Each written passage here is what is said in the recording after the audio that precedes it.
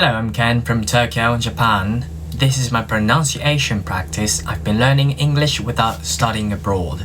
Today, I would like to continue from where I left off last time. As I can't remember what I want to say in this video, so I wrote it down and I'm gonna read it. On the third day, I decided to play it safe and visited Big Ben and the London Eye. I walked through Trafalgar Square, continued down a large street, and eventually arrived at the landmarks. Along the way, I came across a demonstration where the police and some angry protesters were clashing. After that, I headed to Piccadilly Circus. I had heard that it gets very lively at night.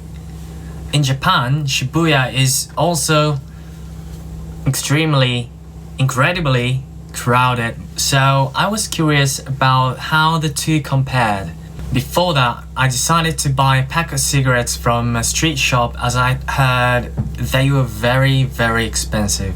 They cost about £21, that's about $26 or approximately 4,000 yen.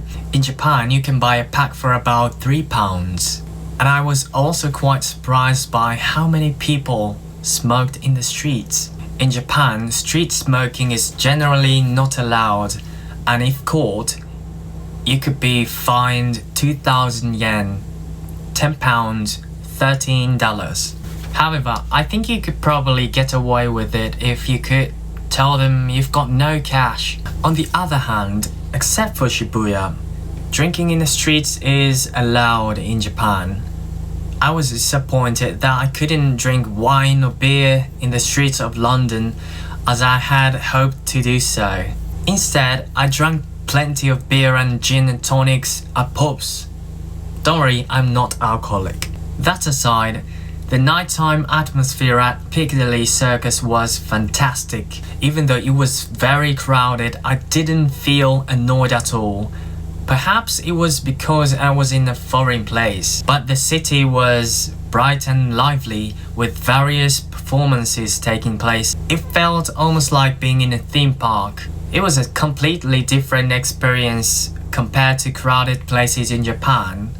Walking through the crowds in Shibuya is simply exhausting and not very enjoyable. Has anyone here walked the streets of Tokyo before, or is anyone planning to visit Tokyo soon? During this trip, I hadn't booked a hotel in advance, so I made a last-minute reservation online for a hotel in Paddington. Paddington turned out to be a wonderful place as well, and I stayed there for a few days.